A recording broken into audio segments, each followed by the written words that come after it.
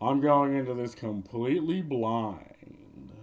Because no, Acme was someone that wanted to just debate people on like what woke meant, but unfortunately he ended up debating someone that, well, they're on your side, but you're like, you wish they weren't, or you wish they knew how to articulate people's points better. I think it was Andy Pants, I think his name was. So I don't know how the debate went, but and clearly I guess he specifically went for the person that he knew he could get an edge over. But we're going politics and video games again, going in completely blind. You ever hear someone say, all art is political, or every video game is political? Oh yeah? All video games have political undertones. Is that what you're trying to tell me? No, what they're saying is they're trying to apply the broadest possible stroke of politics as a means to push a very narrow, current day, uh,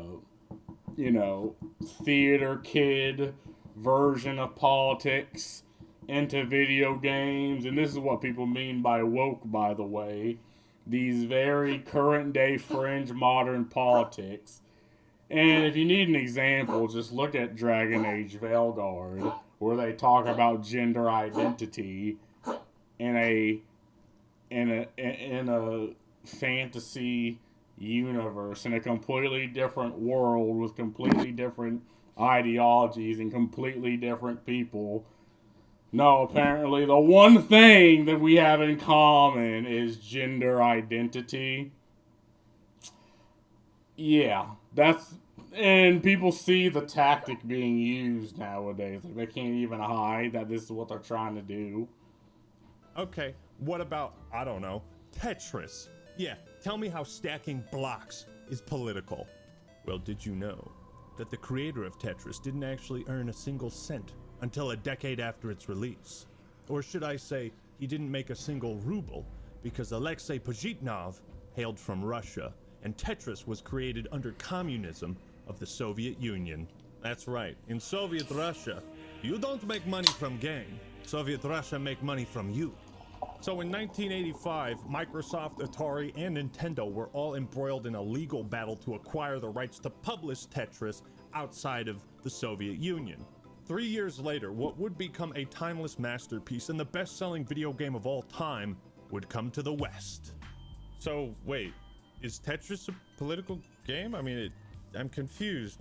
According to the political individual, the everything's political individual. Yes. I mean, I think it's idiotic. And even if it is, even if we all agree it is, so fucking what? Politics is the last thing you would talk about. When speaking about Tetris. Like, you'd speak about everything you literally just said, but leave the politics out of it. But again, according to the everything's political, everything's this, everything's that type of individual, yeah. Hey, I mean, again, I don't make the rule. I think the retarded rules also. Like, you ain't got to convince me. I mean, I'm right there with you. And again, the argument is, oh, everything's political. Yeah, sure, but that doesn't mean we gotta fucking talk about it. Like, talking about Hideo Kojima, and his slight against the military industrial complex of America. Like, okay, yeah, that's opinions he held, and they're somewhat reflected in the game, but first and foremost, he cared about the game, and all of that were things that you could pick up, you could probably not pick up, but it doesn't change your experience of the game one way or another. And again, even if everything's political, like, shut the fuck up about it. I mean, you don't interact with entertainment through a political analysis. People want to shut their minds the fuck off because people have jobs and responsibilities and, other things to worry, other things to deal with than this weird, toxic, ideological Twitter culture. You know, people have all the other problems, and it's narcissist to demand people know only my problem. You can only talk about my problems. Fuck your problems. Brain hurts. What the fuck is this doing here, huh? I mean, help me out here. Is Tetris political? The question, is this a political game, doesn't actually mean anything, because it's what does the word political mean to you? Well, everyone's answer is going to be different. But if we want to be boring, the definition of politics is the activities associated with the governance of a country or other area. But in the realm of gaming, it feels like we hear a lot of keep politics out of video games. Stop politicizing video games. Hey, who made those videos? In the realm of gaming, political could be a story that revolves around politics or identity politics. The depiction of world leaders, sometimes getting their heads blown off. That's fun. Can't imagine why Cuba was mad about that one. Politics in video games could be any number of things. Political parties that are represented in game, or fictional governments that might bear a resemblance to something in the real world. Politics could... Yeah, but again, the problem is these things are contained within the world of the game themselves. They're not ported over from current day bullshit that we're dealing with today. Like gender identity. Like, what the fuck does that have to do with my dark fantasy? Like, I don't want to see that shit in the game. And again, they didn't even do it right. Because they didn't even add it in the context of the game. It was just a TED Talk. It was what the developer would say to their father, but they couldn't because they're not on talking terms. You know, that type of conversation. So they decide, no, you need to deal with my shit. Yeah, that type of stuff. It even apply to our favorite friend over here. Yes, Mr. Lootbox. Do you think if I open enough of these, I'll unlock some government regulations that prevent promoting gambling to children? Only time will tell. And this topic can cover everything from culture wars past and present, how games and their stories are interpreted to promote a particular message. Is that message worth promoting? Should games have a message? Which ones? How do you tell? What's up, everybody? This is the Act. I mean, again, if it takes precedent over the consumer enjoyment, no. But if it doesn't, sure. I mean, if you want to put politics in games, fine. But if the consumer rejects it, well, then I guess it's a bad game, right? I mean, I'm all in favor of developers doing whatever the fuck they want with their games. But I don't have to buy it. Man here, and today we're discussing what should the role of politics be in video games, within the confines of a game itself, and within the culture of the studio that creates it. When does politics or political messaging improve a game, and when does it make it worse? Is it about the message or its delivery? How can you tell the difference? Is all media political? Are you fucking bored? This is a massive topic to deconstruct, and I think I know just where to start.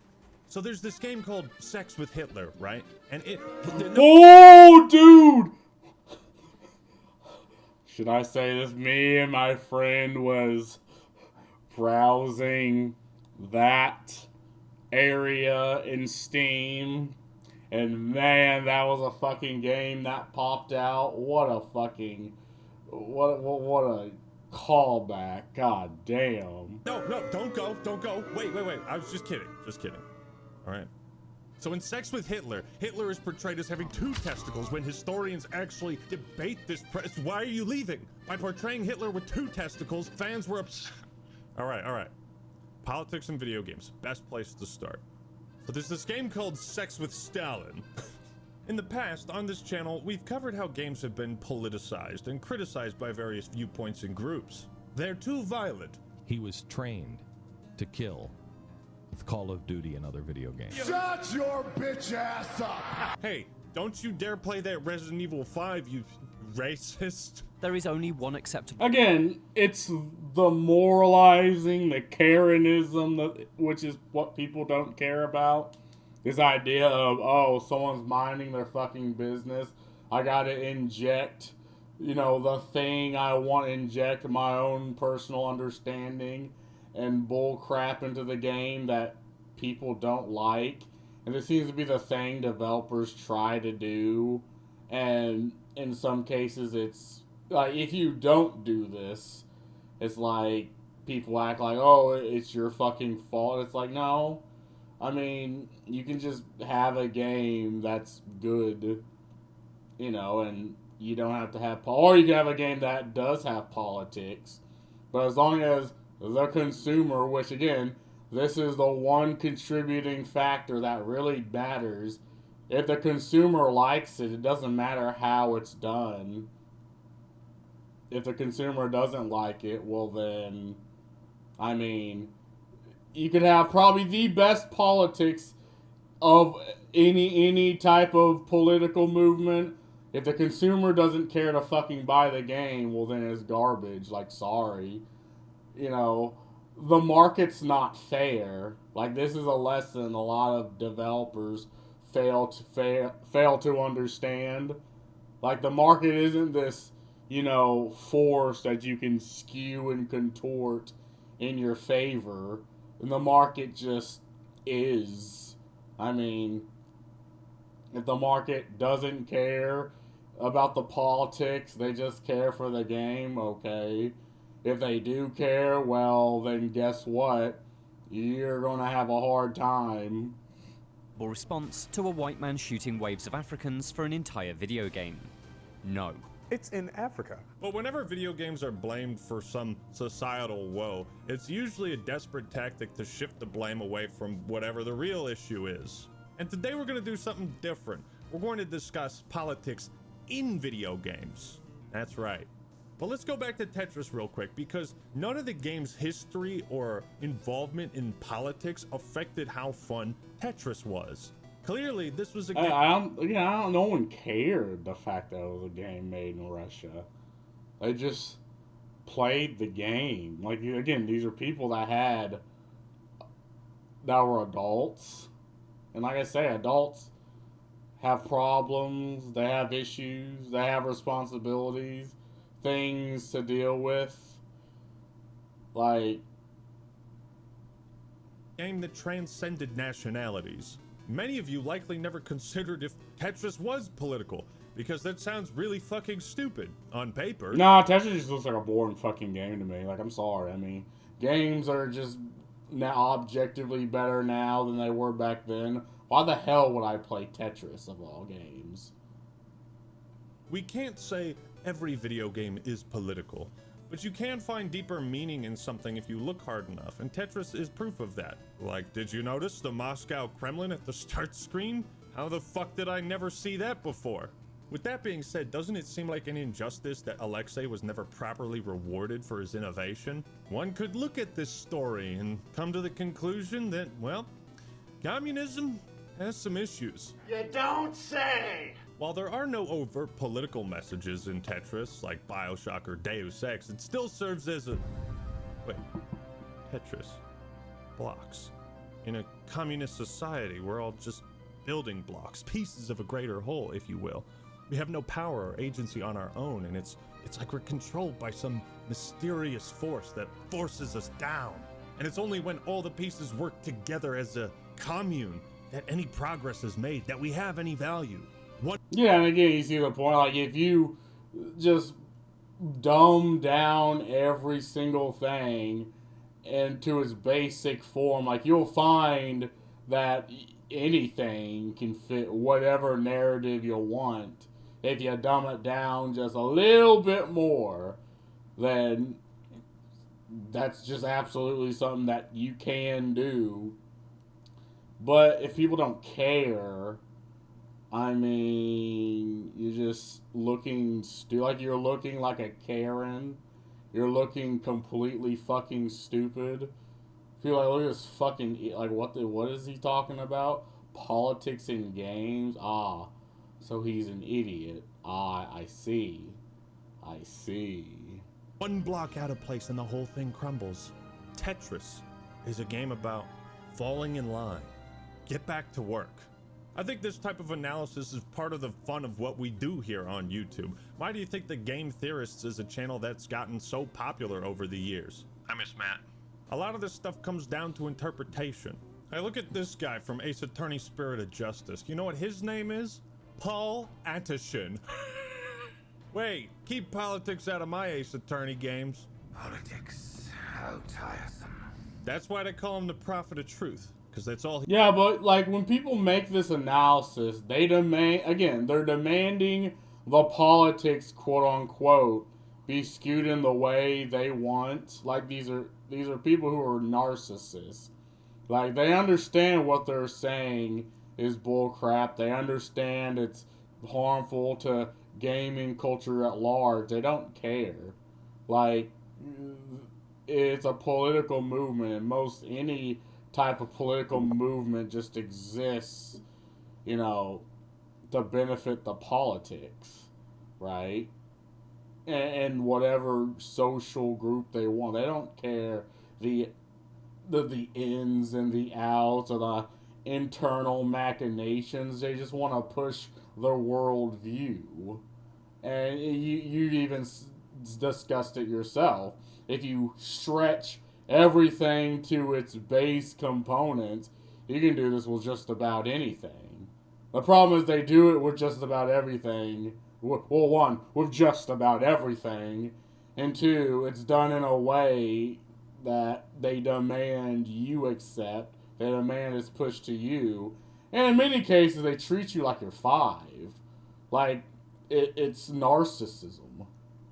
And the consumer doesn't care for that, regardless. Again, regardless of how good you think your ideology is, most people just don't care for the Karen mentality and the Karen attitude and the smugness. I mean, we're not even talking about the ideology itself. We're talking about how people try to implement it and how it's shoved in people's face. Like, once you start doing that, again, at first it was people using Christianity to do this, which is why people voted for, like, Obama. Like, they voted against the Republicans. And this exact same thing is what happened with the quote-unquote wokies, which is why people voted for Trump, right? Just to spite this narcissistic class of people that, okay, maybe at first they had good intentions, but it's been co-opted by narcissists, by people who don't care for the average individual. They only really care to push the ideology, and they'll do this at your expense, at the expense of people, just to make themselves feel good. And we see the effects of these in, like, New York. He spits. You know, sometimes politics can add a whole new dimension and level of intrigue to an existing universe. In Halo 2, I honestly wish we got to explore more of High Charity before it's taken over by the Flood. This gigantic mushroom-shaped space station where a conglomerate of alien races all work together. It's kind of interesting that you see these, like, elite congressmen in the stands at the start, and then later on they're... I mean, if you read the comics, I mean, it tells you quite in depth. But again, at the end of the day, like, the gameplay was king. I mean, most people probably wouldn't have cared, but yeah, I mean, if you watch the movies, like we watched the movie Halo Legends from the library, and it went pretty in depth about all of that. But again, the point of Halo 2 was gameplay was king. Gameplay was the only thing the people cared about. And that's really the only thing they really delve into. Fighting in the Civil War.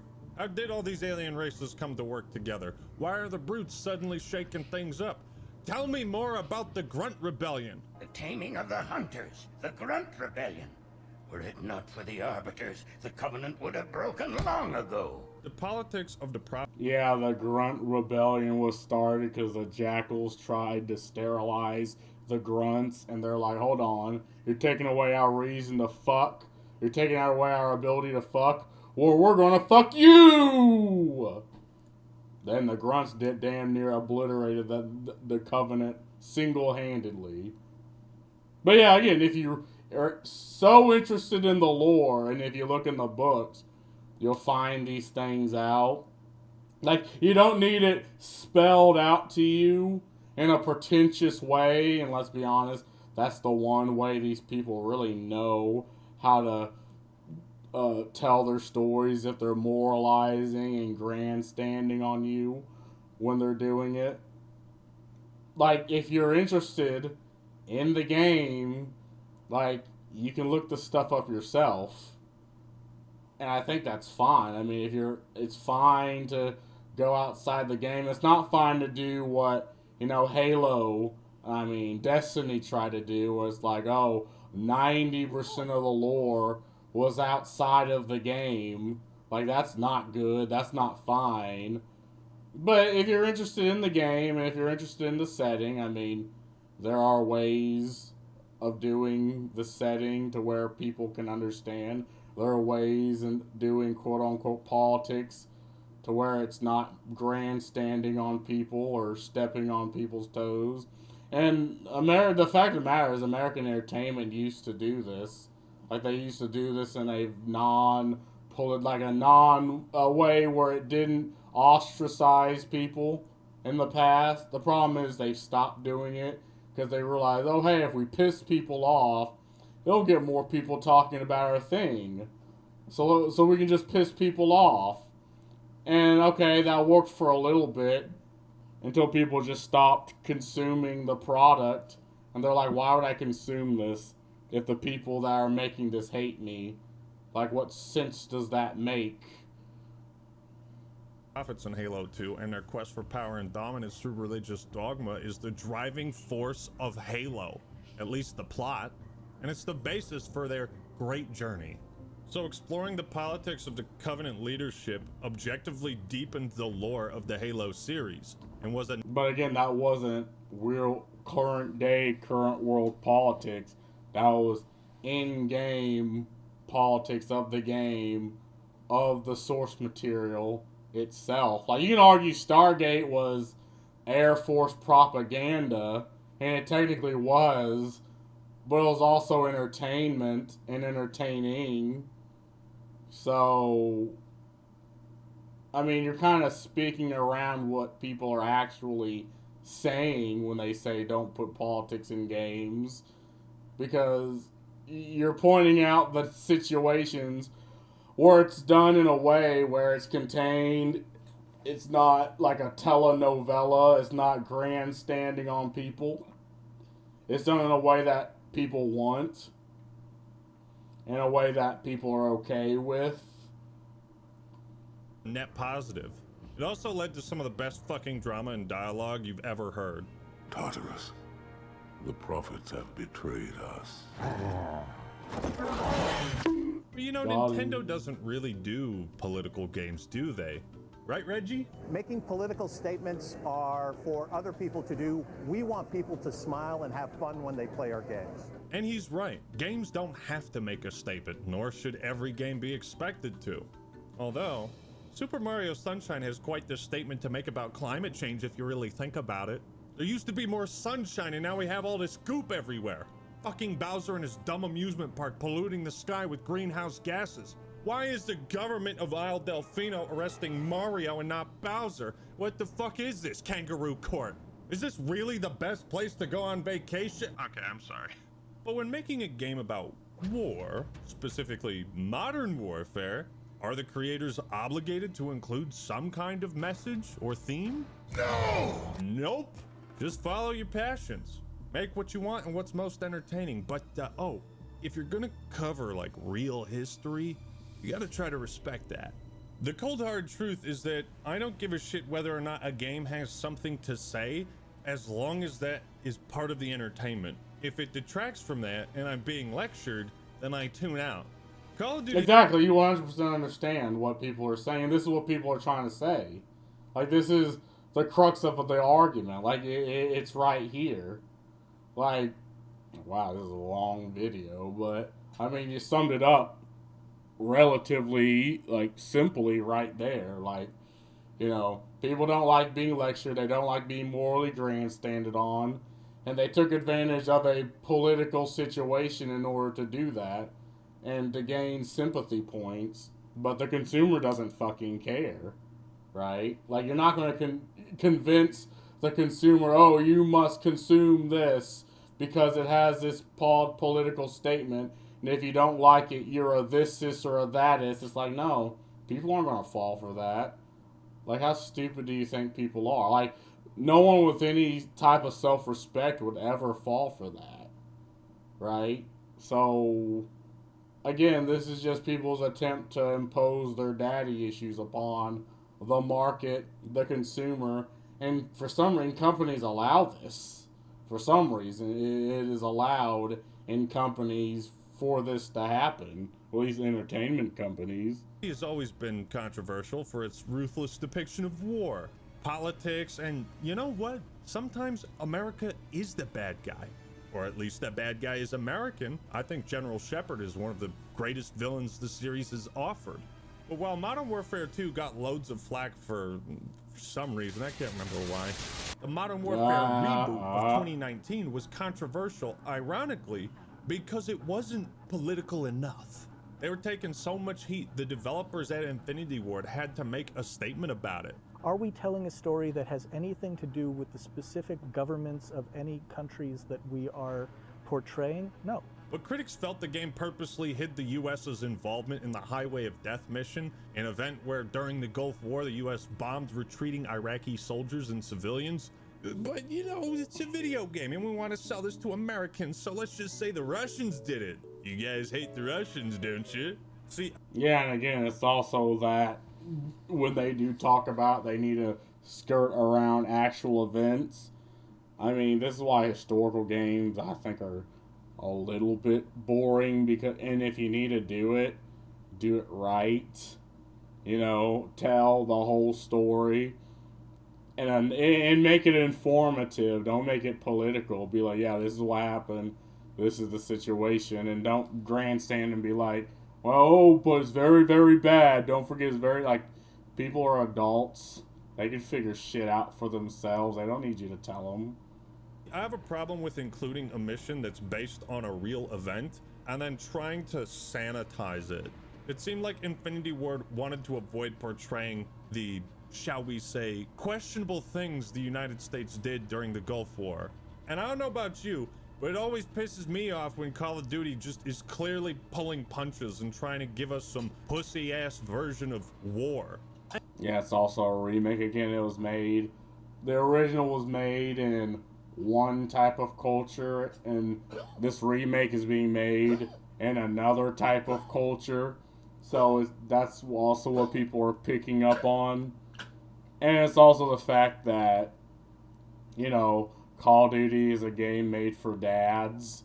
You know, they kind of dabble into things that happen, but they never take it to the next degree because, well, I mean, they're owned by Microsoft and they're doing the thing where they're like, oh no, we must be made for the widest possible audience now. I shot at the Nazi. That is my plan. Let's go save the Jews, guys. Hooray! Speaking of, who could forget playing as my team in Call of Duty Vanguard and fighting who? The enemy team. God. Grandpa, can you tell me about your team? How you fought for your team in World War II? Yes, my team. Look at my glorious team. No real-world military factions here, people. It's just too offensive. All right. Would you like to open some loot boxes on the beaches of Normandy like your forefathers? Yeah, again, this is current day, like, shit that they're doing in the game. They're trying, nowadays they're trying to be Fortnite, which, well, fine, whatever, man. But, again, you won't win any points with me. It's like, you know, if you're going to make this game, like, just fucking do it. Quit trying to adhere to the sensibility of people who don't fucking play games, because you're not going to win the consumer. Yeah, I mean, people play the game more for a social reason, you know, they play the game because their friends play the game and they want to play with their friends, and I mean, that's fine. But, I mean, to my knowledge, like, who really, outside of that, like, if your friends never played the game, who really still plays who would still play Call of Duty? I think that'd be a very small amount of people that would still play if it wasn't, you know, for playing with their friends. I mean, as the series seems to continue losing respect for real military conflicts and portraying them as accurately as they can, I too have a declining respect for Call of Duty. Call of Duty fans don't agree on much, but one thing we all agree on is that COD 4 was probably the best. And comparing it to the Modern Warfare remake, COD 4 was way more nuanced. And they intentionally avoided naming real-world countries or people because all they wanted to do at the end of the day was take the style of World War II shooter they had and change it to a modern setting. Even though COD 4 reflects real-world events, it's up to each individual player to interpret what those might mean. But there's clearly no direct political statement preached to the player. It's just pure FPS, solid entertainment, and it depicts modern warfare in a more ambiguous way. Call of Duty 4 was political by nature, not by design, and that's a huge difference that a lot of people don't talk about. What's another good example? World at War. Call of Duty World at War is fucking awesome. It's a masterpiece. But its politics are very far divorced from our current timeline. At least I think they are. So nothing is really controversial about its portrayal of World War II and the horrors that lay within. I think the game is as historically accurate as it can be, and it pulls no punches. World at War starts and ends with the statement it has to make. World War II was fucked up. That's it. Yeah. We know who the bad guys are. However, while they show the bloodlust, vengeance, and hatred of the Russian people through Reznov, Treyarch did something interesting. They added a character that showed a side of mercy, portraying World War II with more moral complexity than many other World War II games. yeah, and this is something that, again, people were fine with, like the consumer was fine with that. I mean, yeah, most wars are more black and white than they initially appear. You know, a lot of them are shades of gray, and you'll have people do the whole moralizing of it, and they'll always resort to tribalism and be like, oh, well, because I'm of this ideology, I must believe this. But, you know, most adults can understand that, you know, one, those are situations we don't want to be in. Like, we don't want to be in those types of situations. Like, no one wants to go to war. But also, people don't want, I mean, serving your country is one thing, but dying in a war, completely different. I'd say completely different. I think people are fine with that not happening anytime soon. But the moral complexity is something that, again, served that situation. You know, served the timeline and served the game. Enough! I am not hearing gunshots! There is no point, Sergeant. We are already bleeding to death.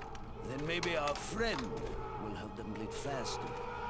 The Nazis are bad, but are we going too far type shit. That's why Chernov and Reznov act as your moral guidance through the Russian side of the campaign. And the decision is on the player on whether they carry out Reznov's vengeance or embrace Chernov's mercy.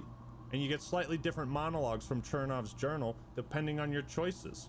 Yeah, again, player choice. Like, you yourself are experiencing this, and you yourself make the decision and live to see that decision, and it affects the gameplay. Like, this is something that is always beneficial in a game. You know, a video game that you play. You know, you're not tied and hamstringed and forced to sit through an unskippable lecture. These are things you experience through the game. And everyone was universal, everyone was fine with that. I don't think anyone had an issue with it. It's just, the problem is, the everything's political individual thinks, oh no, people are dumb, the consumer's stupid, we need to interject quickly, otherwise people won't like our ideology. And it's like, if your ideology needs to be shoved down people's throat 24/7, it's like, how weak must your ideas be if you need to force it down people's throat? In my opinion, is they're probably pretty fucking weak, in my opinion. His bravery on the battlefield is beyond question, but he has also shown mercy amidst the brutality of the Red Army. His merciless brutality defines him only as a savage, just like the rest of the Red Army. Now, as an American, we all learn about in school how communism is, well, kind of bad. Yeah, I grew up off Liberty Prime propaganda that communism is the definition of evil, and I will stick to this till my dying breath. But yeah, we understand that there are incompatible worldviews out there. I mean, obviously. It is, but it's interesting then that between the American and Russian campaigns of World at War, American fans overwhelmingly prefer the Russian side. Reznov is just the coolest, for starters, and he's in Black Ops 1. But more than that, the story where communism wins and the Soviet flag is hoisted atop the Reichstag is portrayed so fucking well, it makes you patriotic for a foreign country that doesn't even exist anymore. As long as you live, the heart of this army can never be broken.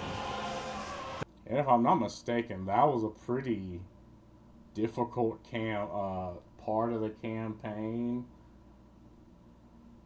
Well, yeah, I have to really dig into the depths of my mind, but I remember kind of struggling with the Russian campaign. And if I'm not mistaken, like, you start out near in the countryside, and it's very, it looks cold and depressing. Then you fight your way through the Germans. I mean, it was epic. It was masculine. People liked it. It was so Call of Duty, it wasn't even funny. So yeah, unsurprisingly, the consumer liked it. That is the power of storytelling. I'm convinced the only thing art needs to do is either entertain or enlighten or both. And World at War does both, and seeks only to portray World War II in the dark, gritty, morally complex time that it was. And it did so with resounding fucking success. Some games outright promote an ideology, others avoid talking about that shit at all. And very few games make it their mission to critique a specific ideology. Ladies and gentlemen, allow me to introduce the man of the hour, Andrew Ryan, who is here to ask a question. Is a man not entitled to the sweat of his brow? BioShock is unequivocally one of the... Yeah, but BioShock was just it's more like sci-fi dystopian, futuristic dystopian that people really liked and enjoyed.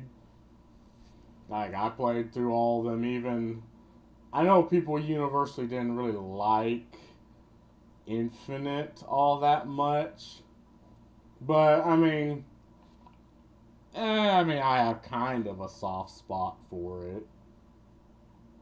I mean, it was alright, but again, BioShock, it was a fictional world. Yeah, I'd say it's still sci-fi fiction. I mean, it does depict America and how they acted at that specific time period, but the world was fiction, the setting was fiction, Rapture was a fictional place. Yeah, I mean, I'd say it's more sci-fi fiction than, actual, like, historical fantasy. Greatest FPS games of all time. The concept and art direction alone it's just fucking perfect. They really got to make a TV series or movie out of it.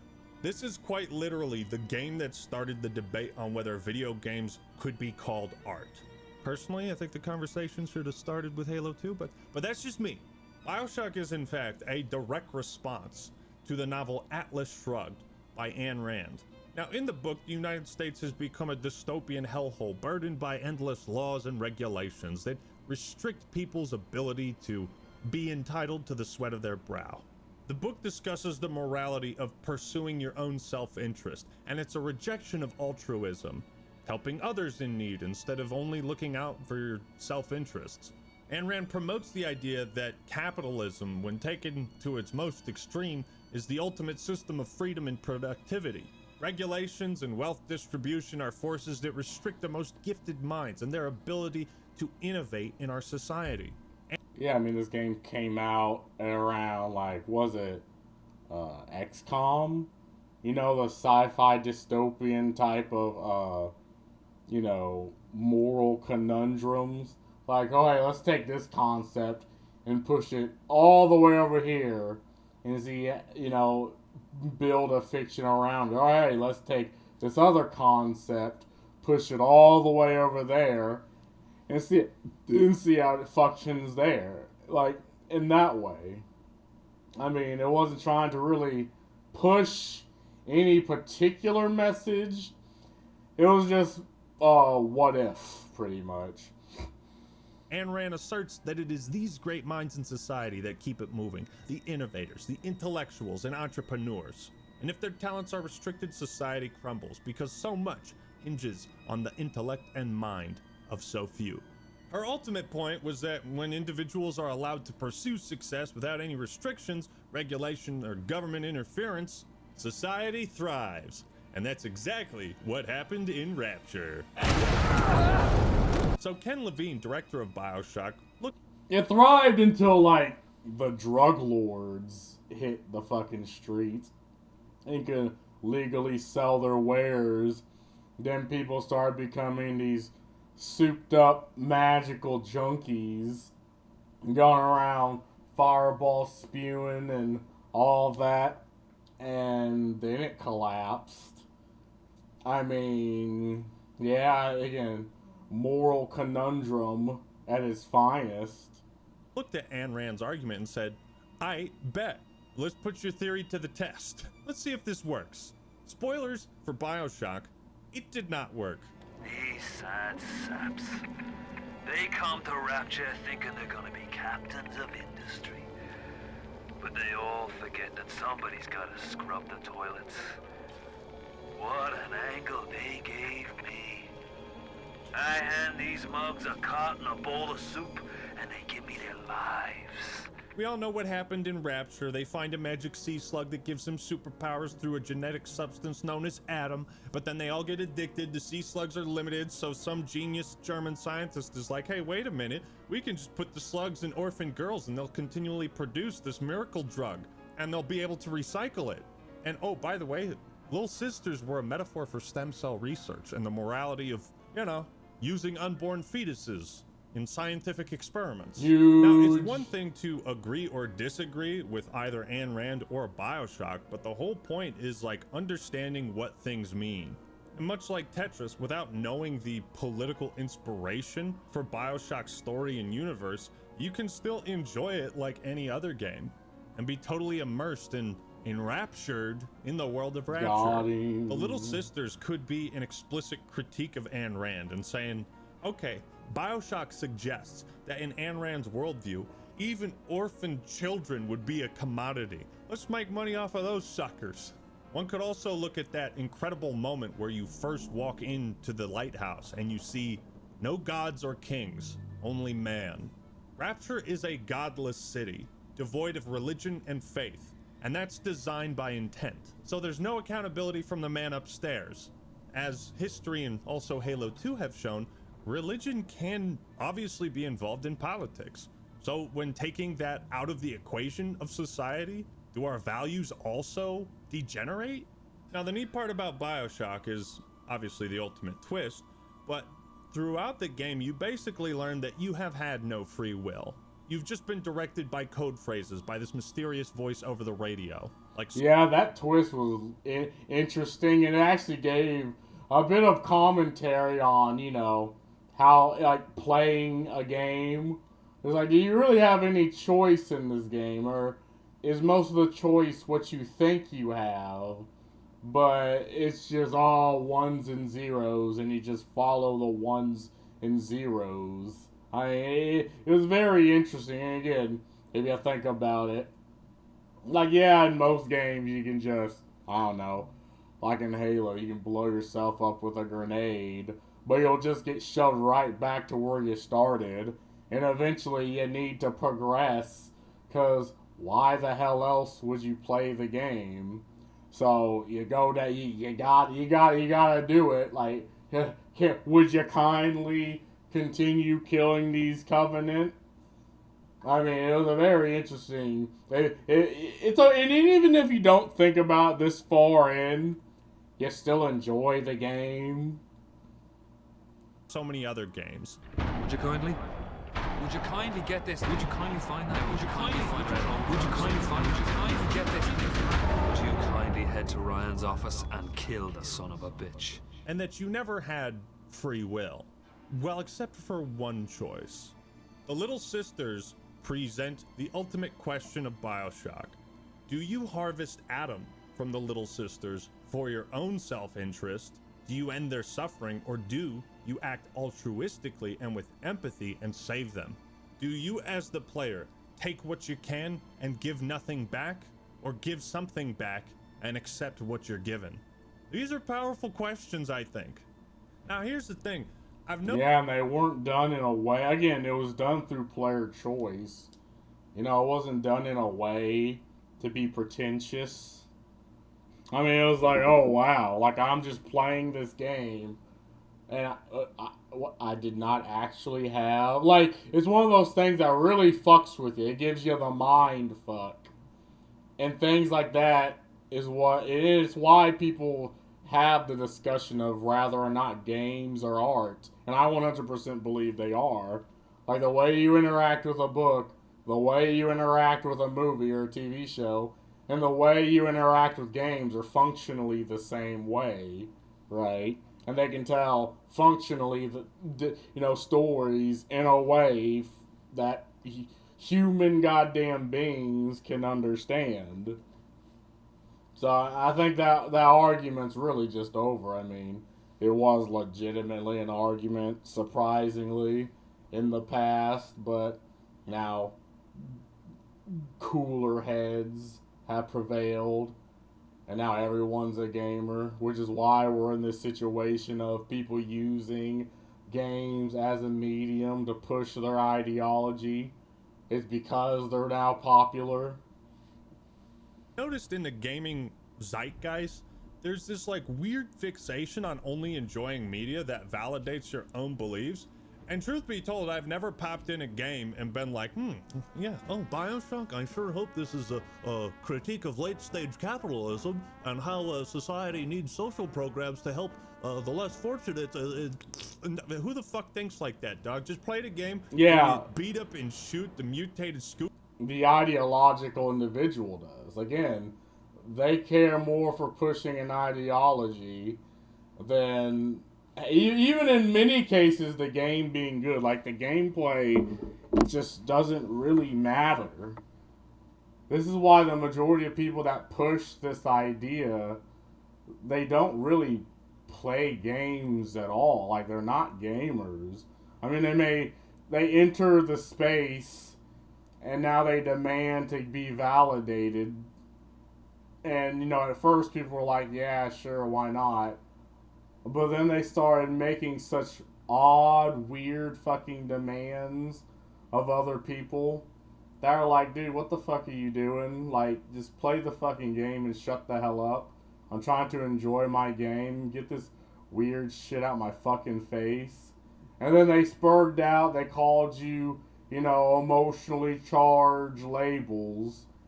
And again, after a while, people are just sick and fucking tired of that tactic.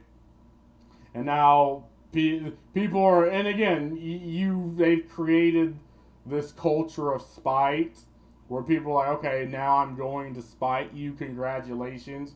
You made an enemy of the wrong motherfucker simply because you wanted to push your odd, weird, you know, ideology upon everyone else.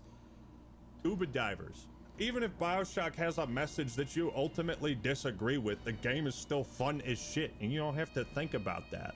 If you look for political messaging, you can always find it, and if you can't find it, you can just come up with some bullshit. I think what BioShock does a really good job of is showing that a utopia of the best and brightest people making up society would not work, because the best and brightest people are not going to want to do the dirty blue-collar work that's necessary to keep the gears greased, the water flowing, you know, that guy that fixes the pipes and makes sure this whole place doesn't get fucking flooded. Yeah, you kind of need him in society, because this death trap of a city was built underwater. Why? Did Andrew Ryan know that people can't breathe underwater? Was he stupid? There's tons of debate to be had about. No, again, I personally think he just didn't care. I mean, he had an idea, he wanted to impose the idea, and as long as it benefited him and his worldview, he didn't really care much of the nuances. They just sort of rolled off his back. I mean, well, you know, the themes of BioShock. One thing that's interesting is the idea of a utopia with ultimate freedom for all ultimately can't work. Such a society is ripe for exploitation and corruption as there are no guardrails in place to stop the main villain, Frank Fontaine. Andrew Ryan could not control or contain Fontaine without violating his own beliefs and yanking the great chain his way. So in essence, Andrew Ryan becomes the very thing he sought to leave. Regardless, I think BioShock represents politics in video games at its best, or near it. When we have something to talk about and debate, ideas and concepts to share with one another, that's when video games turn into like a fucking book club, right? BioShock 1 has one of the greatest video game stories of all time, and none of it would have been possible without political inspiration from the... But again, you're not understanding what people mean by politics. Like, that was fine. It was done in a way, it was, you know, contained to that world, specifically to that world and that art, and no one had a problem with that. Like, if you're going to treat politics only through this single dimension of, oh, is it there or is it not? Yeah, you're going to come across situations like these, but the individuals we're talking about, like, that's not what that we know what they mean when they say, oh, everything's political, all games are political, and when they're being told stop being political, like, it means get your current day bullshit the fuck out of here. That's what people are talking about. Not rather or not politics are in the game, or, you know, how is politics defined. Like, we know what they're talking about when they say these things. The real world. It posed an interesting question of morality to the player.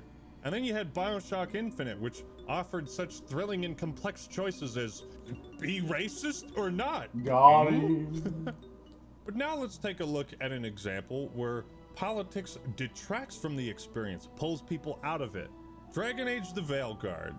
If you come across as preaching your political agenda, you're going to alienate everybody who doesn't agree with you. About as true a statement as one could possibly say. But it's the explanation for why BioShock gets away with being explicitly political and Dragon Age the Veilguard doesn't. It's because there is no deeper meaning to analyze behind Veilguard. The characters just straight up tell you the point they want you to take away from everything. You see, the novel Atlas Shrugged and the whole time period of BioShock takes place in the far distant past, but a fictional version, a believable version. So, when you're trying to breach the idea of covering identity politics in a medieval fantasy game, You have to hide that a bit. Recently, EA CEO Andrew Wilson, Mr. Is This Good for the Player, came out and said that Veilguard, quote, failed to resonate with a broad audience. Why do they always fucking say that? Like, can we stop? Well, because this is the, the Trojan horse. Like, a lot of them try to push this Trojan horse of, oh, well, how do we spin this in a way that, we can impose our values? Like, oh, it must be for the widest possible audience. It's like, no. Like, this is effectively a slur to people who play games, the widest possible audience. Because it's like, we've seen games that try to do that, and they end up just failing. And they they don't understand why this is the case. But this is really something they're trying to impose, the widest possible audience. This is something that they've been told they're trying to impose, even if that's not what people want. They can't understand that. I always feel like the implication behind broad audience is we don't have enough money. We're not making enough money. But Andrew Wilson believed that Veilguard failed because it didn't have live service features. Everyone knows BioWare and live service go hand in hand like peanut butter and jelly. Now, there's several reasons why Veilguard didn't appeal to that mythical broad audience: corporate meddling, a bizarre rebrand late in development, the 10-year gap between Inquisition not being relevant, BioWare's slow, declining overall reputation, the ongoing layoffs across the industry. But in the focus of this... And the politics. Look, again, like, I get it, you have to act surprised when you say this. But when you talk about gender identity in a game and gay shit in a game, you're going to alienate people. Right? Like, can we stop pretending like we're 12? Like, they're trying to push a game to a primarily Christian audience. Well, Western audience. And you're trying to do it in a way where you are imposing on the consumer. You are treating the consumer like they're 12. And if you do this, people are not going to respect that. They're not going to understand it. And they're not going to buy it. I mean... again, and we're doing this thing where we need to act like this is surprising. And we can act like this is surprising all we want, or we can just acknowledge, yeah, if you're going to put gay shit in a game, at least make them hot. Make the lesbians fucking hot. Don't make them body type B, because body type B does not look like a hot female. Get that shit out of here. I mean, there's a lot of truths that exist that for some reason ideologically we're just not allowed to point out, but we know exists. This video, we're talking about the writing. BioWare is no stranger to writing games with a diverse cast, who represent different worldviews, religious orders, and parts of these fictional universes. So why is politics now suddenly a problem in Veilguard? Because it's written like dog shit. It's the biggest piece of dog shit. The way to get audiences to think about complex social issues is not to just beat them over the head with the point. Like, they have a fucking coming out part where Tosh just straight up says, I'm non-binary. And it's done in a way that absolutely has nothing to do with the setting. One, it's the fact that it's there. Two, it's the fact that it's not done right. Like, 3, Tosh is ugly as sin.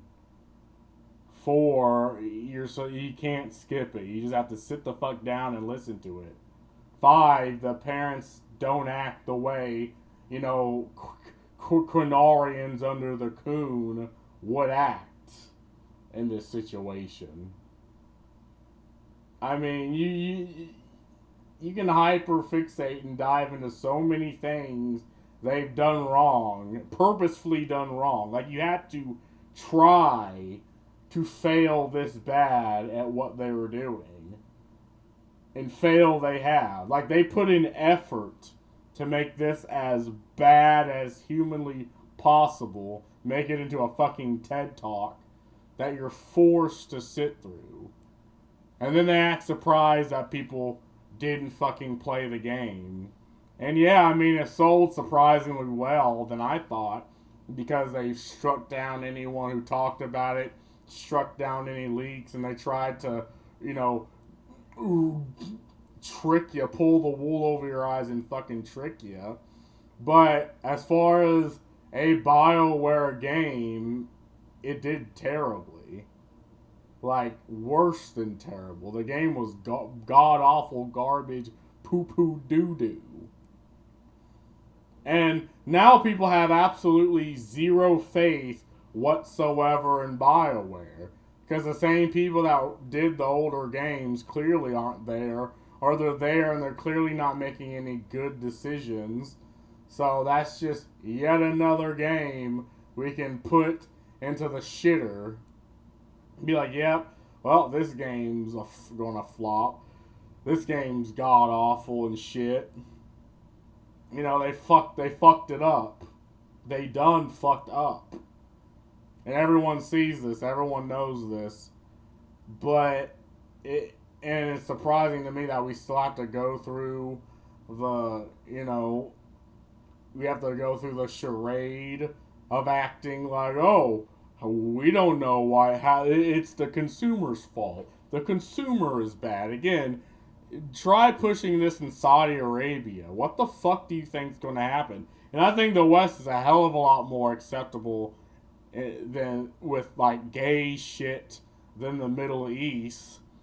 But it's still I mean, you're going to get butt heads with people that are like, what the fuck is this? And they butt heads with me because it's not done right. It's actively patronizing me. It's treating me like I'm 5. And, well, I didn't play the game, but if I was to play, this is exactly how I would think about it. You'd think being part of some fictional, fantastical race known as the Kunari who speak a different language, that they would have some kind of different foreign term for that, but no, just straight up non-binary. Oh, that's what they're going for. That's what they're doing. It's clear what the goal of the writers... Yeah, and again, this doesn't look like a Quinari. This looks like a human LARPing as a Quinari. Like, even just, like, it just doesn't look good. Like, how I would have done this is, like, she'd be like, I'm non-binary. And the mother's actually legitimately reasonable, because she's like, what the fuck is that? But because the daughter's so pretentious, her entire argument is, shut the fuck up and accept my pronouns. But what I would have done, and I would have the father, which is this nigga right here. Okay, he's not the father of Tosh, but I would have the father and have him sit. He'd be sitting at the table completely quiet the whole time whenever they're having this conversation. And then when they're done with the whole TED Talk spiel, have him get up and be like, I gave birth to Dada, and now it is clear she is dead. I will go into next room and mourn. And then he gets up, leaves the fucking table, and then you are met with a choice. She can either be like, okay, fine, this is some stupid shit saying I'm non-binary, or she could be like, or she could stick to how she just stick down that road. And depending on that, it will change her relationship with the parents. But again, they don't do any of that. Like, I don't think there's really any choice in this game. It's like you're not even playing a game. You're playing some odd visual novel TED Talk that you didn't agree to, but they're shoving down your throat regardless. And then when people seen this and were shitting on it, and they lost sales, I mean, like I said, they did enough sales to where it did kind of sell a little bit, but it still didn't meet their expectations because they have such god-awfully high expectations of games like these that they have to have. I mean, then they started blaming the consumer. Well, at least the game's journalists started blaming the consumer, saying it is your fault that this god-awful game didn't sell. And I'm like, well, brother, don't let this get to my head. I didn't know I had this much power. Like, please, for the love of God, don't let this amount of power get to my head. Like, I can barely get people to subscribe to my goddamn YouTube channel, let alone mass manipulate people away from this game. I mean, shit. But yeah, my point is, this just wasn't done the right way. It wasn't done in respect of the lore. It wasn't done in respect of the characters. It was just someone sitting the person who put food on their fucking table down and being like, well, I'm going to now lecture to you about gender identity. And they act surprised when people were like, shut the fuck up with this goofy ass shit. Some kind of different foreign term for that, but no, just straight up non-binary. Oh, that's what they're going for. That's what they're doing. It's clear what the goal of the writers are, and there's nothing for us to interpret about it. It's so ham-fisted, right? And in Dragon Age Origins, you can kill every single one of your companions. Every single one. You hate one of them, tell them to fuck off. But in Veilguard, party members are like unanimous in agreement that, whoa, hey, guys, don't be transphobic. Being transphobic is part of the problem. When really it should be up to the player's choice if they want to recruit this companion and how they want to treat them. It should be up to, if you want to be a transphobe to this character, you should be allowed to do that. Like, yes. You know, with player choice, you should be allowed to be an asshole. I don't care why. Why would you do that? Because I want to. Oh, you're a bad person. It's a fucking video game. It's a game. It's fiction. It doesn't exist. Like, I think being an asshole in a fictional game is fine. To a fictional character. In a fictional setting. In RPGs where you recruit a group of companions, there should always be at least one racist. Give me some fucking drama. People in the real world have racial tensions, and therefore, why would the same not apply to a fictional fantasy realm? Because again, it's everything's political. Like, they think if you have fictional racism, it's like it's an endorsement of fictional racism. Like, it's not supposed to make sense. It's just supposed to, you know, it's supposed to be something they say to make themselves feel good and feel like they're morally right. But anyone else that thinks this way, it's like, anyone else that hears this is like, what the fuck? Like, what do you mean? Because discrimination might make people uncomfortable, even though it's realistic. And let's not pretend like the idea of some character that breaks gender norms is like inherently a bad thing. You don't have to look far in film and video games to see a deep admiration and reverence for female characters that break typical gender norms and embrace the role typically reserved for masculine men. If your goal is to... Yeah, but if it's done right, no one cares. And if she's hot, no one cares. The problem is, again, these people, they have a chip on their shoulder. They have to make them as god-awful and unattractive as possible, because God forbid you goon to the fictional female character.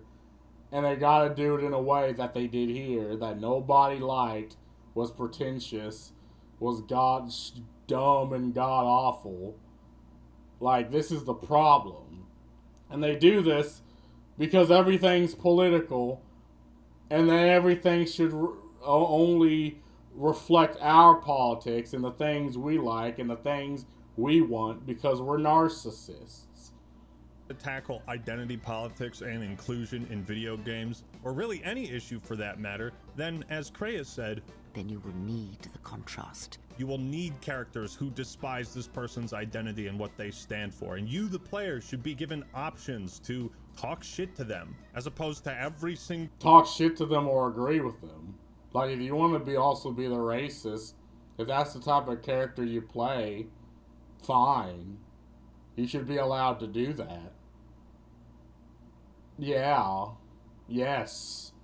Yeah, yes.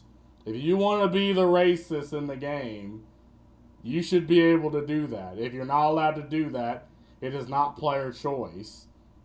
And you will lose people specifically based on that criteria. And it doesn't matter the fact that you're able to. I mean, do you want this to be a role-playing game or not? Is the question. If not, okay, you know, handhold the game or handhold the consumer. Treat them like they're 5.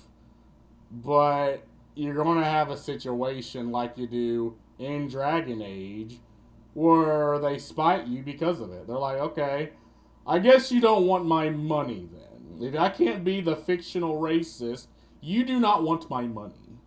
So therefore, I'll put my money towards other things. That is not this. Single party member in complete agreement that, hey, discrimination is bad. We see this in Origins, right? The Kunari are basically a society of what it would look like if communism worked. Everyone's inspired. More like if I think they're supposed to be like Islam, where like everyone has a role and they stick to they're more theocratic, whereas communism, it was secularist. I'm using big terms here, but no, not really communist. But I get what you're coming from, and I'm not really going to push it. Expected at birth, they're given their role at birth. Their role is their name. So what you have in Origins is this clashing of beliefs and cultures. Sten comes from the Kunari, where women are artisans and merchants, not warriors. But every female companion can talk to Sten about this. And they don't just say, wow, Sten, you're sexist. No, they say, I can fucking fend for myself. So the game is not telling you what to think or believe or who to agree with or disagree with. Both characters are making their respective points, and it's up to you to decide who makes more sense. That's how it should be. But if this were Veilguard, they would just accost Sten and be like, pull a Bob, you did a sexism. So now I want to talk about... Yeah, and that's done specifically. Again, that's the developer talking to you, the consumer, right there, about your action and about how you should act. Like, and that's why people did not like it. It's like when they do things like that, people know what's going on and knows what's happening.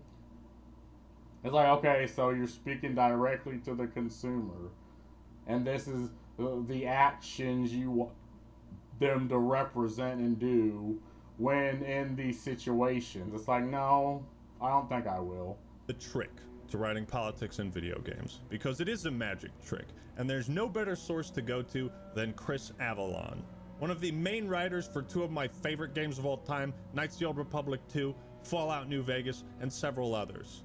This is what he said in an article titled, Can Stories Be Apolitical? He says, quote, they may become political as societal norms change, but I believe it's possible to do apolitical games. I also don't condemn developers who want to do political games or make a statement. I think a game is served better by asking a question, provide a range of perspectives on the question, but then leaving the answer to the player. I try to frame any politics in the parameters of the world, the lore, and the franchise. This is what Veilguard does not do. It frames it within the context of our modern real society, not that of Dragon Age. Chris goes on to say, the reason I take this approach is because I view games as entertainment. If you're purposely pushing an agenda or point of view in your game, especially a real world one that's clearly divorced from the game world, and you're dictating that perspective as correct versus asking a question or examining the perspective more broadly, then it's left the gaming realm and the game has become a pulpit. Yeah.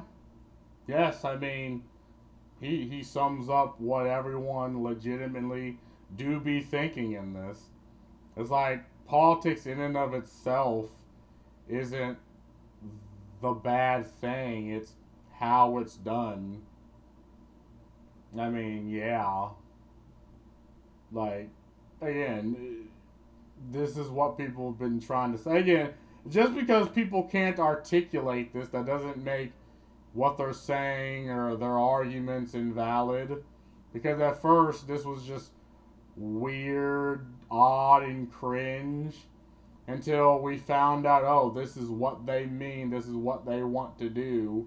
And now that we found out what they actually mean when they say everything's political, you know, now we can go after these things, and now we can attack them, and now we can form our opinions. And what he says right here, I think, is legitimately the opinion of many people, that politics in and of themselves aren't bad.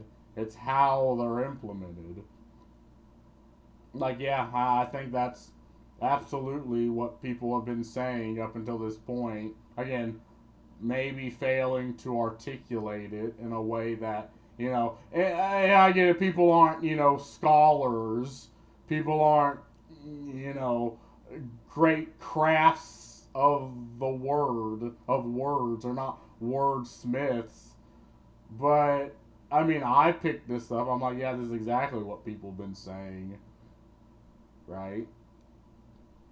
A pulpit being a raised platform or lectern from which a preacher delivers a sermon.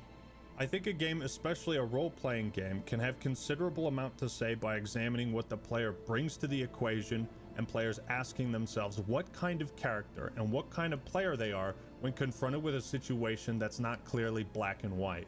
That is the magic trick of writing politics in video games. It is maintaining the illusion that the player doesn't know what the writers think or believe, that you're not being dragged to what the writers think is the correct position to have. And no game does this better than our last example, Fallout New Vegas. Yeah. When it comes to writing politics in video games, this is the king. Think about this. New Vegas is written so fucking well. You can be convinced to support slavery and genocide as morally virtuous. Yep, you can join Caesar's Legion. Like, unapologetically join. I think you can actually become one of the Laggets if you pull your cards right. Like, yeah. I mean, that is absolutely a choice you can make within the game.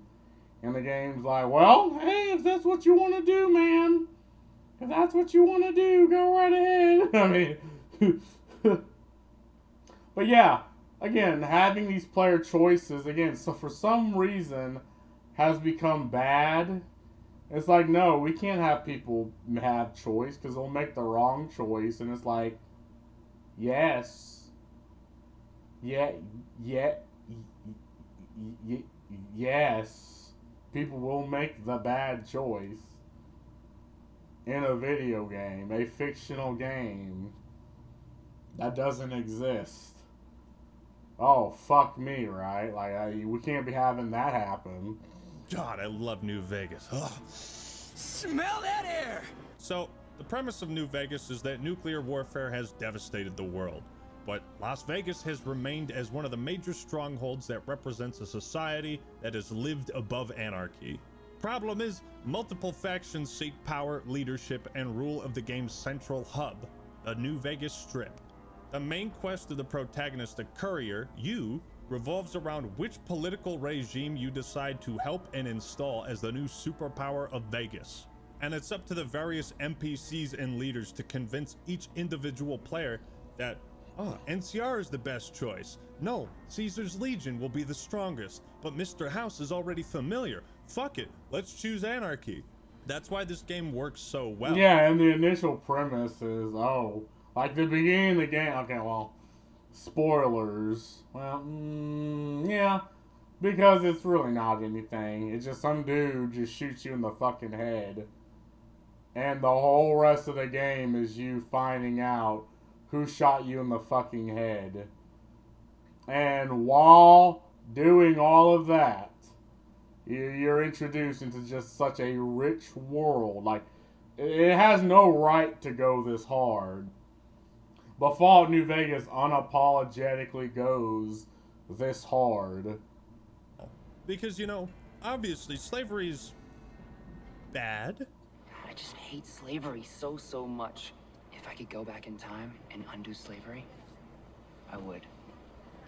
However, the issue of a nation and world devastated by nuclear fallout presents an unprecedented series of circumstances. The world is in chaos right now, Society has essentially had a factory reset, so in order to fight the growing anarchy and chaos, fear must be spread throughout the wasteland. And that is what Caesar and his legion do. That is what they have. Yeah, like he comes at you with the philosophical angle, because you think he's just some madman, but he's like, no, I mean, we've effectively been smacked back to the Stone Age, right?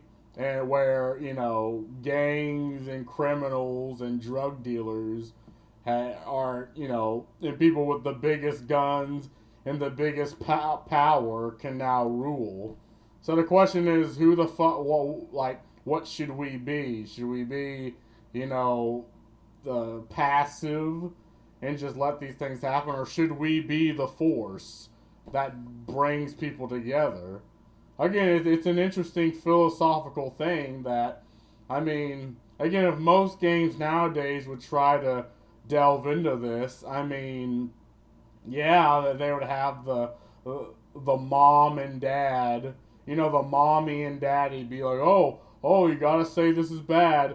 Don't forget to say this is bad. Hold on, you gotta say this is bad. This is clearly bad. You know what they did with the last seasons of Star Wars, the Clone Wars. Like, they had to tell you so many times, oh yes, this is slavery and it's bad. Oh, don't forget, it's bad. It's like, after like the 19th fucking time, it's like, we get it! And it's like, you lose that level of narrative storytelling if you choose to go the whole, you know, HR lady, mommy way of doing it, where you want to act like your people's mother. It's like, you will lose that level of storytelling. You will lose people at a base. And, I mean, you even lose, again, maybe even people that want to get into this setting. Because they're like, why would I be lectured? Why would I play Dragon Age Veilguard, a fantasy, a dark fantasy game, and be lectured about gender identity? What the fuck sense does that make? The ends justify the means. Let's look to the longest lasting civilization of human history and replicate their beliefs and their style of government. I used Imperial Rome as the model for my legion precisely because it was so foreign, so alien. In Rome, I found a template for a society equal to the challenges of the post-apocalyptic world. A society that could and would survive. In pretty much any other fictional universe, the Legion would be seen as the obvious villains. But in Fallout, the world we knew it is gone. The rules have changed. What pillar of strength does humanity fall back on when so much progress has been lost and destroyed? So reverting back to the beliefs and governance of the longest lasting civilization in human history, it's not a moral decision, it's a pragmatic one. Unite the people. Yeah, and again, it also lends credence to replayability. Because let's say one time you play as the NCR, then the next time you play as, you know, with House, or the next time you play with the Anarchy, or the next time again you go play as Caesar's Legion.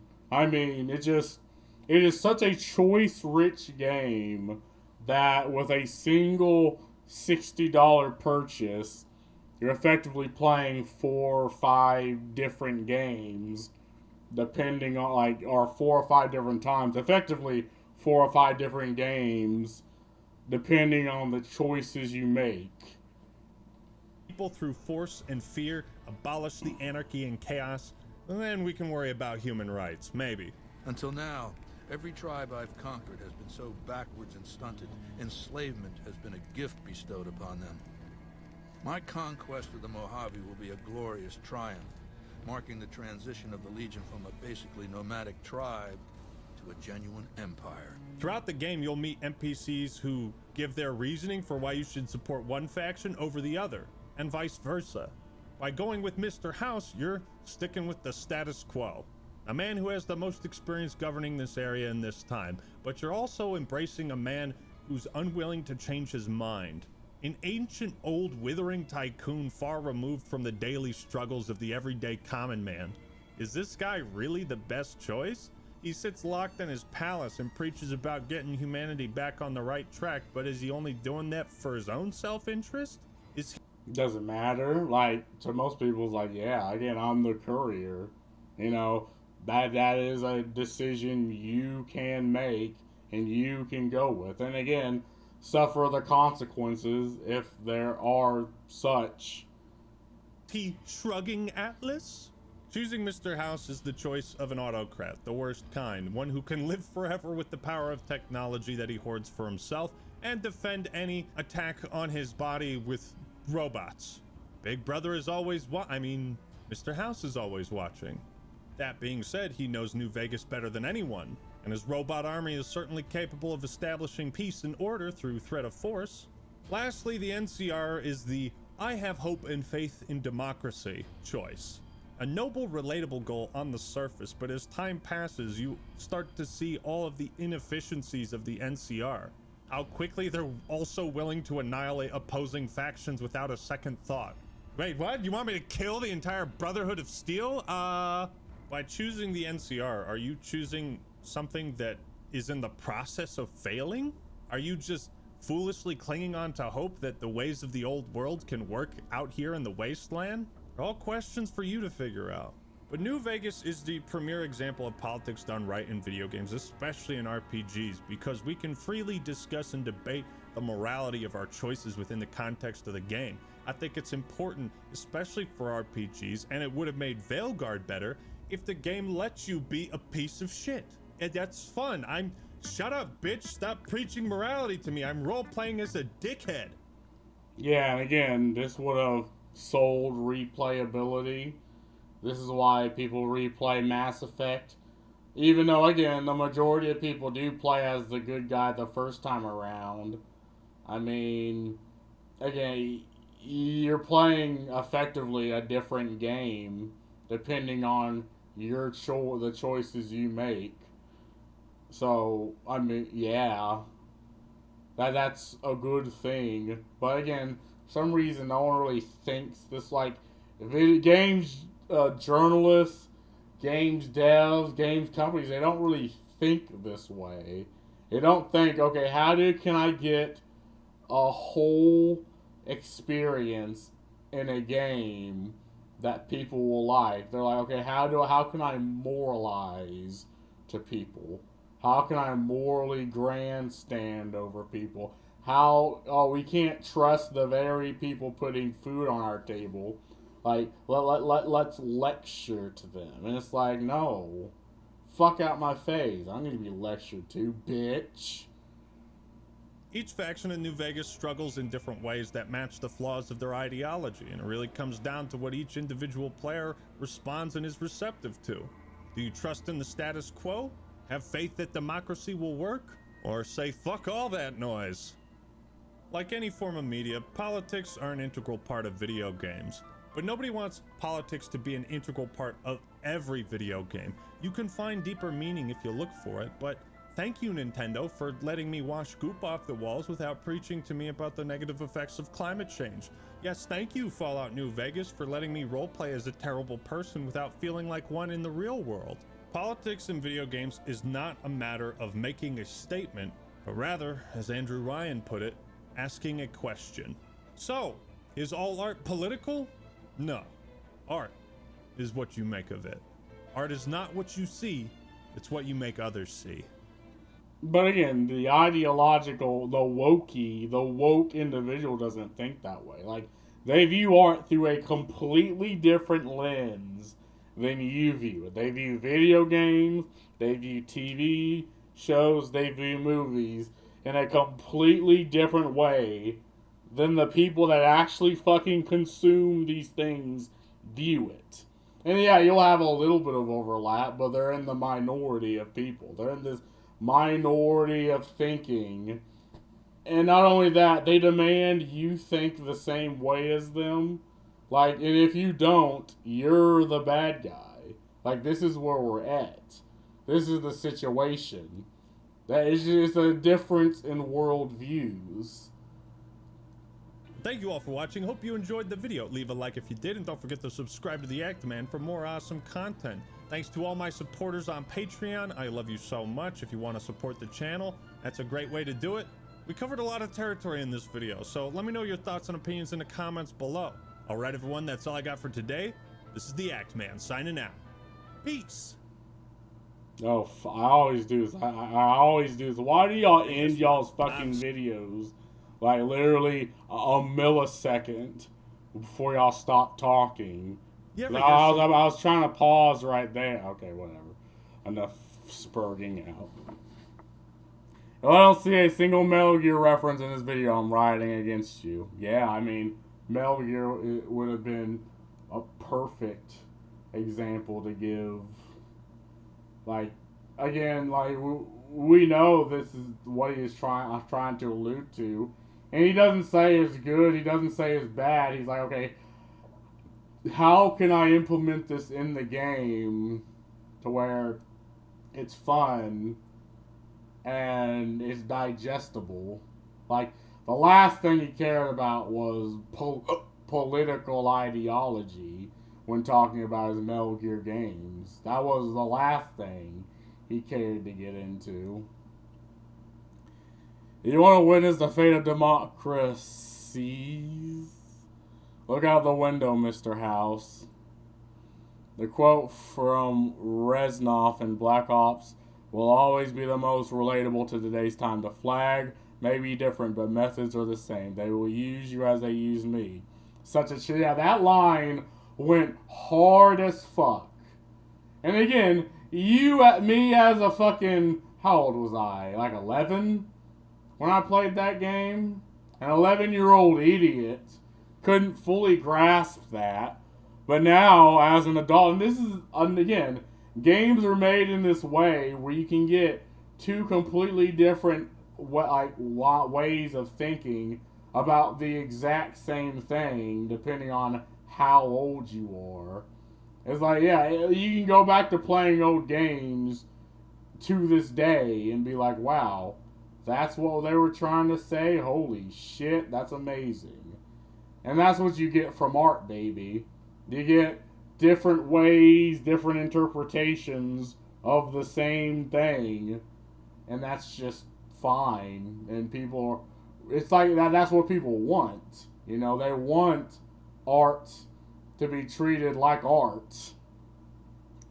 The Grun Rebellion was the Grunts absolutely kicking all the rest of the Covenant's ass so hard that they had to glass their home planet to get them to stop out of sheer sadness. Yeah, I mean, I forgot that. They absolutely obliterated their home planet just to stop them. And it was a very emotional situation. Splatoon being the game shown under every video game as political is even more funny than Splatoon. When you know Splatoon's story. I don't care about his story. Interesting story. I know someone who draws fucking Splatoon hentai. Don't fucking ask why. Look, I associate with some weird people, but that's all I associate. Act-Man, you sly dog, you just wanted to talk about BioShock again, didn't you? Yeah, I mean, this is a perfect time to talk about those games. Art asks you think. Propaganda tells you what we should think for you. Sure. We won't go quietly. The Legion can count on that. Again, and there's so many just hard lines that they drop that made you go like, holy shit, this game's getting good. Bill Griffin said it best, who the fuck starts a conversation like that? I just sat down, or in this case, they just sat down. Yeah. Yes. It's like, they sit down, they're like, I'm non-binary. It's like, what? What? Like, I'm thinking, how could I have done it better? But you also gotta think, who the fuck cares? Very little people care. That's the question. The answer. Like, who cares? No one cares about your non-binary ass. I just want to play Dragon Age. I once crashed out hearing someone say Fallout isn't political. Again, it's not political in the sense of it's trying to shove current day. It's political in the sense that it's trying to tell a story. You know, concise, condensed story within the realm of Fallout. And I think that's fine. I mean, that way of telling story is okay. And I don't know if anyone who has a problem with that.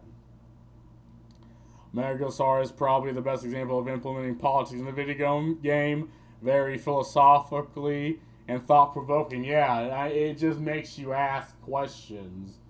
It doesn't say, oh, here's the answer, you need to accept this answer. If you don't, we're going to throw morally charged labels at you and try to shut you the hell up. Yeah, I'm political. P, unemployed. Unemployed, yeah. Bro does not want to make the Red Dead Redemption 2 video. Stop politicizing games. Me later playing Solaris and RimWorld. Got him. You joke about Splatoon, but Splatoon lore is all about politics. I have no idea about fucking Splatoon lore. That game looks goofy. But anyway, that's all I gotta say about this. I mean, I hope I got my point across. I mean, everything you're saying, people who play games completely understand. It's just the individuals that are changing our art, changing our games. They don't view these things the same way that you and I do. Like they're on a moral crusade, and they're actively fucking with the consumer. But anyway, that's all I gotta say about this. Peace.